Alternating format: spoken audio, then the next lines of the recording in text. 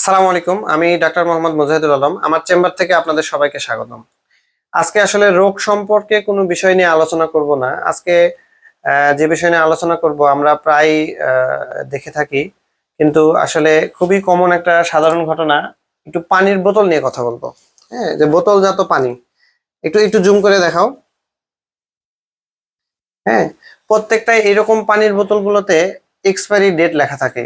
আসলে পানি তো একটা ন্যাচারালি অকারিং সাবস্টেন্স, এইটার নির্দিষ্ট কোনো সেলফ লাইফ বা এক্সপায়ারি ডেট থাকার কথা না। তারপরেও কেন এই বোতলজাত কোম্পানিগুলো এই পানির গায়ে এক্সপায়ারি ডেট লিখে থাকে?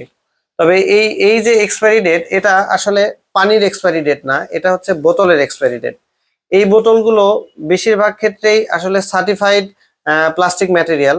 এগুলো এই বোতলের এক্সপায়ারি ডেট 1 বছর, মানে বুঝতে হবে এই এই বোতলের যে প্লাস্টিকের মাইক্রো পার্টিকেল, এগুলো পানির সাথে 1 বছরের মধ্যে শরীরে ক্ষতিকারক কোনো ইফেক্ট আসবে এমন ভাবে ওর পানির সাথে মিশবে না। হয়তোবা 1 বছর পর এই যে মাইক্রো পার্টিকেল গুলো পানির সাথে মিশে আপনার শরীরে ক্ষতিকারক প্রভাব ফেলতে পারে। যার জন্য বোতলগুলো আসলে পানির কোনো এক্সপায়ারি ডেট দেয় নাই। এই ডেটটা হচ্ছে বোতলের এক্সপায়ারি ডেট। তবে অনেকের মধ্যেই এই প্রবণতা আছে যে এই পানিগুলো ইউজ করার পর এটাকে পুনরায় রিফিল করে দীর্ঘদিন ধরে এই বোতলটাকে ইউজ করার প্রবণতা অনেকের ভেতরেই আছে। তবে তারা একটু সাবধান হতে হবে। বোতলের এক্সপায়ারি ডেট পার হলে ওই বোতলটাকে আর ব্যবহার করা যাবে না।